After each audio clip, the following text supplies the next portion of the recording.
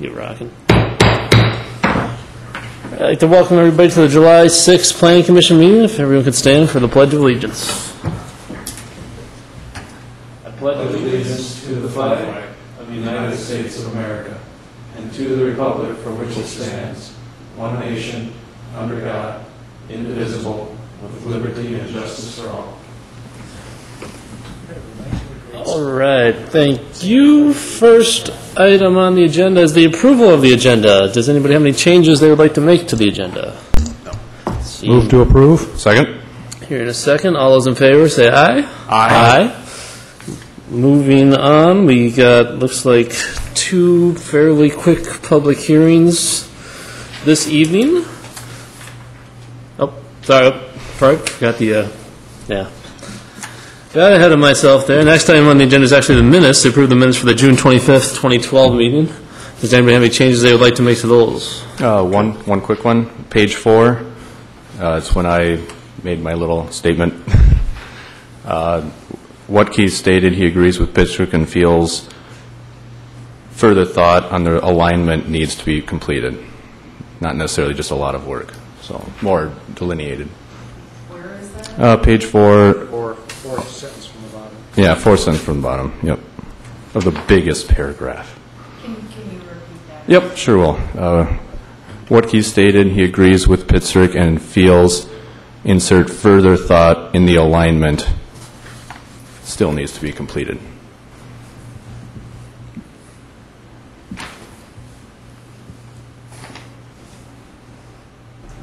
That's it. Any other changes? I'm hearing no more. I entertain a motion. Mr. Chair, move to recommend approval as amended. Second. Heard a second. All those in favor say aye. Aye. Any abstentions? One abstention.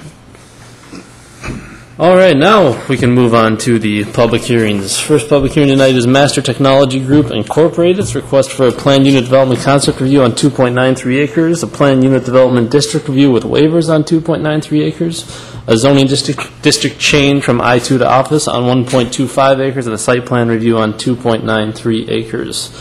Mr. Franson, I understand this project has a request for withdrawal? That's correct. You have a letter in your packet from the Master Technology Group. They couldn't come to an agreement for the use of the parking stalls in the adjacent property. So rather than continuing this item indefinitely, we asked them to consider withdrawing the project, and once they had a plan together, they could come forward. So what the Planning Commission needs to do is to pass a motion that accepts the withdrawal and returns the plans back to the applicant without prejudice. And that closes the project file, and then we can refund their money.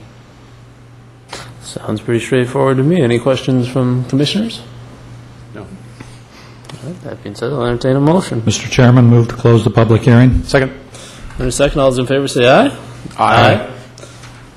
Mr. Chairman, move to accept the withdrawal of Master Technology Group, Inc. project and return the plans to the applicant without prejudice. Second. In a second, all those in favor signify by saying aye. Aye. And, all right, withdrawal is accepted. Moving on to the next public hearing, we have, it looks like, the Woods at Bryant Lake. Planned unit development concept review on 6.95 acres. Planned unit development district review with waivers on 6.95 acres.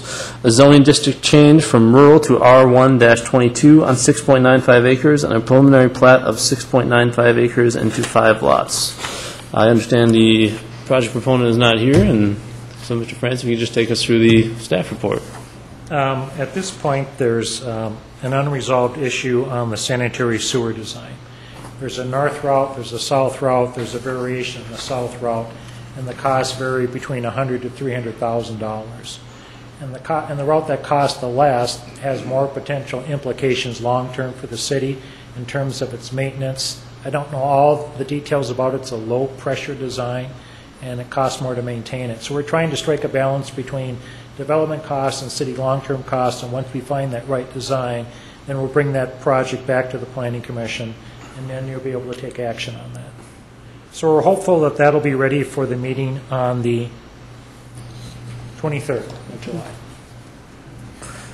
Great. Is there any questions from commissioners for staff? No, Mr. Chairman, move to recommend a continuance to the July 23rd, 2012 meeting. Second. Having heard a second, all those in favor say aye. Aye. Moving on, looks like we have planner's report. Mr. Franson, you have a apartment parking study. Yes, this is a study that I like to do. I think I should be on CSI Miami. I like to do investigative work, not knowing what the outcome is going to be, and find out what the conclusion was. And, we have Mitchell Crossing that's going to the council on the 17th, and we want to be prepared in case the council asks the question, how is parking being used? What really got me thinking about this was the slide that was presented at the Planning Commission meeting that said 43% of the parking was vacant. So was that true just for 2 sites? But if it was true for all the sites, then we should think about changing our parking requirements. And we wanted to have some useful information, especially in the upcoming next couple of years. Once we get through municipal consent, we know where the stations are. You start thinking about higher density developments and reductions in setbacks, increased building heights. We should re-examine parking at the same time. So we decided to do a study. We did it of 24 apartment sites in Eden Prairie between June 3rd and the 20th. And the bottom line is the actual occupied spaces per unit is 1.1. And what that tells me is about 10% of the parking spaces are vacant. And since it was done in June, we figure part of that is probably vacation, because we're into the start of that. Part of it is probably some people are traveling for jobs, and part of it is simply due to having a need for guest parking. What we also did is we talked to the property managers, the people that are on site, to tell us how many spaces are being used inside and outside, and what do you think about parking in general. And so what we found rather interesting was an unsolicited comment about what they thought about lowering the parking requirements, because they asked us, why are we doing the study? Well, one is we simply wanted to know, but we're also thinking about lowering the parking requirements. And 70% of the people volunteered that at some given point during the year, they're going to be 100% occupied. And the parking lots tend to be more occupied during the winter than they are during the summer. So that's telling me, based upon our unit mix, which we had on the first page, the number of 1 and 2 bedrooms, the fact that people have to drive to get to work, to go shopping, do whatever their regular needs are, is probably the reason why we have the parking requirements where they're at. So at least at this point in time, based upon what we've seen, and granted it is just a snapshot of 1 week out of the year, we think our parking requirements are about spot on. And even if you threw out the lowest count, and you threw out the highest count, it only raises it to like 1.82. It doesn't make a material difference in the outcome of the numbers. So this is just factual information for you. We were fortunate to get it done now, so we could present it before this goes to the City Council. Otherwise, we would have brought it after the City Council meeting, probably at our second meeting in July. Good news. Any questions from commissioners? Yeah, just a quick question for you, Mike. If the council expresses a concern then about this new project and the amount of parking that they have, could at that time they require sort of a proof of parking requirement that they set aside that empty lot across the street from their property for future parking if needed? You know, it's interesting that there was a commercial shopping center plan called Mitchell Crossings back late 80s, early 90s, and they actually had proof of parking in the outlet across the street that they were proposing to dedicate to the city. Well, at that time, we didn't have any wetland regulations, and part of that property is encumbered by wetland. So whatever parking you could fit in there outside of the wetland buffers and structure setbacks, yes, that would be an opportunity to use that for proof of parking. And it's always good if you can have some contingency plan, because if we're off on the numbers, where are people going to park? They have parking on one side of the street. If you park on the other side, then you've got fire access issues.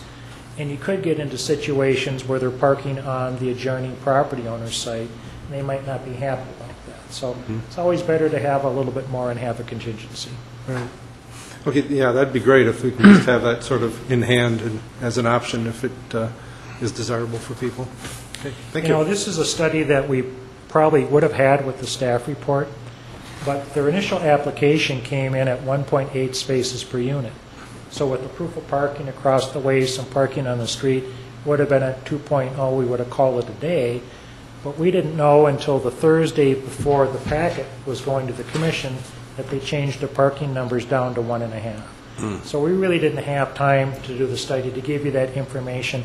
I don't know if it would have changed your minds at the meetings or not, but it was good that we put this together, and now it's available for the council, and they can factor that into their decision as well. Yeah, good, good. Thanks for doing that. You're welcome. Yes, thank you very much.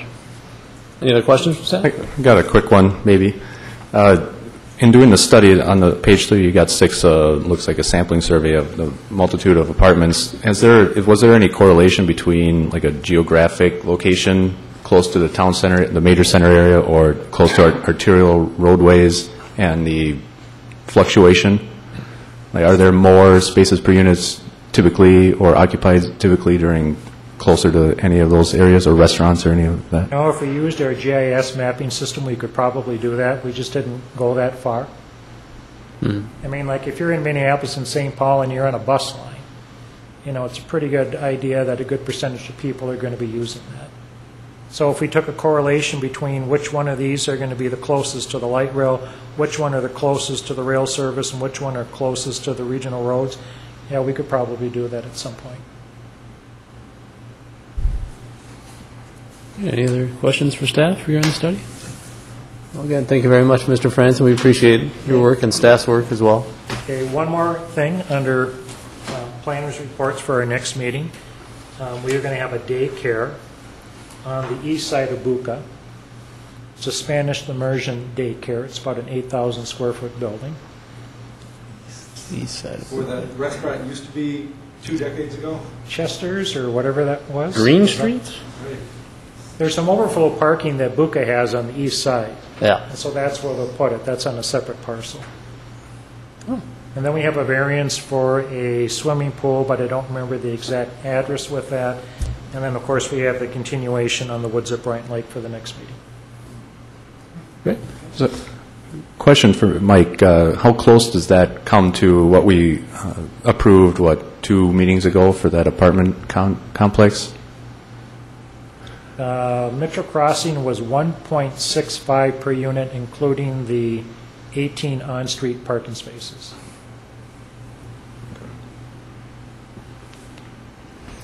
All right. Well, thank you for the updates, Mr. Franson. That's all I have. Moving along, any other questions for staff? No, I don't think so. Moving along, we got members' reports. I see we have the Citizen Advisory Committee for the Southwest Light Rail. I can report that there is not a July meeting for that committee this month, so I know we covered that last meeting, and nothing really has changed since. So I don't know if Jerry or Travis have anything to add, but there really isn't much to it. But Jerry? Just a question for Mike is, do we have any kind of strategy on how we may, as a city, approach the whole light rail project and the town center site? Or is that something that the council and staff would like our input on? Or just how do we go forward? You're going to have that opportunity over the next year as we get into it's a long acronym, I don't remember, but I call it Opening Day Strategy for the light rail stations. And one of the things we're asking, they're doing this for all the different station sites within the Southwest corridor. And one of the things we wanted the consultant to do was to take a look at the alternatives for station locations in the town center area. And so we'll be bringing that, and you'll have an opportunity to participate in the discussion and dialogue as we move along through that process over the next year. Okay. Yeah, the sooner the better, I think, because you know how engineering studies go. The further down the line they get, the harder it is to find a new location. And there is one thing that I just thought of in the last few days that's kind of intriguing, and that is that the southwestern line is going to operate as an extension of the Central Corridor line. So you can get on a train at the Capitol, and in one train ride you could end up at Town Center. So you go through all the University Avenue, all the downtown, all the way to Town Center. And where the station is currently located, that puts you 1 block away from Gun World. I don't know how some people might think about that. They now advertise themselves as the largest gun shop in the state of Minnesota. So, like Gander Mountain over there? Yeah. Okay, yeah. Some people might have a concern about the reverse commute that could happen, that could go to Gun World. Am I still correct in understanding, though, that the funding is very definitely up in the air. Are there some probabilities around that, or would it be our thought that this is an unlikely thing to occur in the relatively near future? Well, my understanding is that the legislature this past year set aside like $47 million for special projects, and there's a whole secondary process that people go through to get access to that money. Closed today, in fact. Oh, did it? Yep. Oh, The okay. process closed, and they said there were plenty of Applicants. Ranging from the St. Paul Saints to Nicollet Mall to Southwest. All right. And so Southwest Rail is asking for $25 million out of that $47 million as one of the ways of doing that. Or, Yeah, but I read in the paper today it's $14 million. Oh, is for that what they're asking And I for? suppose they're looking for funds from other areas yeah, as they're well, coming up so- with the rest of it somewhere Yeah. else then. so. And then it could always come back to the state legislature after the first of the year to come up with the money. So All right, thank you. there's All right. Other comments on that topic? All right. Any continuing business? New business? Hearing none, I'll entertain a motion for adjournment. So moved. Second? Heard a second. All those in favor, signify by saying aye. Aye. Motion passes. We are adjourned. Was off.